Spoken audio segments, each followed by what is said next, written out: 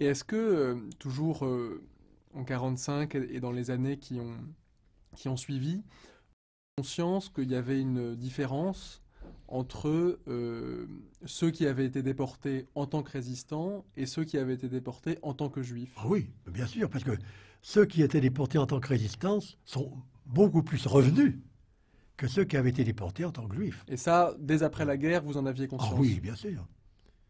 Bien sûr, parmi mes amis, ou dans les familles de Moiré, la famille David, la famille Samuel, etc., la famille Elfen, ceux qui ont été déportés, il n'en est pratiquement pas revenu.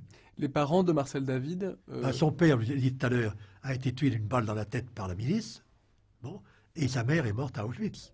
et juste après la guerre, Marcel attendait le retour de sa mère. Comment ça s'est passé? Il l'espérait. Mais il ne savait absolument pas. D'ailleurs, il n'est même pas sûr que ce soit effectivement Auschwitz. C'est elle morte avant, dans le train. D'ailleurs, quand il y a eu l'inauguration dans le quatrième là, du mur sur lequel il y a les noms des déportés, Au mémorial de la Shoah. oui, le nom de sa mère y est, et il m'a dit c'est le seul endroit où je peux me recueillir pour ma mère. Oui, je n'ai aucun lieu, aucune tombe où je puisse aller me recueillir. Et à part sa mère, le reste de la famille de René Moërel a survécu à la guerre? Elle a eu une sœur qui a survécu, qui n'avait pas été arrêtée, parce que elle arrivait. Je veux dire, à part sa mère, parce qu'on en a parlé, donc sa mère a survécu. Oui, elle a survécu. Mais le reste de sa famille... Donc... Elle avait une sœur qui arrivait et qui a vu arrêter sa mère et sa sœur, alors qui a évidemment s'est mise à l'abri, alors qu'elle a survécu. Oui. Mais en dehors de ça, il y avait, alors bien sûr, Aubrac. Et d'ailleurs, ce qui a été assez extraordinaire, c'est que donc, quand la guerre s'est terminée, je me suis trouvé avec Courtin à son cabinet de secrétaire d'État à l'économie, donc membre du gouvernement provisoire. J'ai ma carte de membre du gouvernement provisoire. Et à un moment, en septembre, nous sommes allés en avion, alors que la guerre continuait encore, en 1944. Nous sommes allés à Marseille pour voir les dispositions économiques qui étaient prises dans la région. Et le commissaire de la République nommé par De Gaulle à Marseille, c'était Raymond Aubrac. Oui, là encore, les rencontres extraordinaires. Eh oui. À quel moment est-ce que vous avez pris conscience de l'ampleur de l'extermination des Juifs pendant la guerre? Oh, après la guerre. Pendant la guerre, on est mal compte de combien a été caché, combien a été arrêté. C'était très difficile. Par exemple, l'historien Marc Bloch était à Montpellier réfugié. Bon. Il est venu à Lyon. Il a été arrêté, il a été fusillé. Bon. Il avait des enfants. Ses enfants étaient cachés chez Courtin, dans une maison qu'avait Courtin à Loriol, à côté de Valence, alors que Courtin était dans la clandestinité, mais la femme de Courtin était là. Bon. Quand nous sommes allés dans le Midi en avion avec Courtin, Courtin m'a dit, écoute, tu vas voir à Loriol, savoir les nouvelles. Je suis allé à Loriol pour savoir s'ils étaient toujours vivants, etc. Et on m'a dit, mais ils ne sont pas là, ils sont partis avec les enfants se cacher dans la montagne. C'était très, très difficile de savoir, d'autant plus qu'il y avait en plus tous les faux noms. Oui, par exemple, après la guerre, dans un groupement qui s'appelle la Société européenne, dont je suis le vice-président à l'échelle internationale, je me suis trouvé avec Maurice Schumann, qui présidait le Centre français. Ça avait d'abord été François Mauriac, puis Alfred Kassler, puis Maurice Schumann. Bon. Quand j'ai dit à Maurice Schumann, je suis l'un des deux journalistes qui étaient à Lyon, c'était moi Larieux, il m'a dit, ah bon, ben, je n'aurais pas su qui vous étiez, parce que je vous connaissais uniquement sous votre faux nom. Oui, alors, donc, il y avait cette ambiance qui faisait que c'était très, très difficile de savoir qui on avait vu, qui on avait fréquenté, qui on avait rencontré. Tout était sous des faux noms. Et vous vous gardiez bien, quand vous voyez quelqu'un, de dire j'ai vu un tel.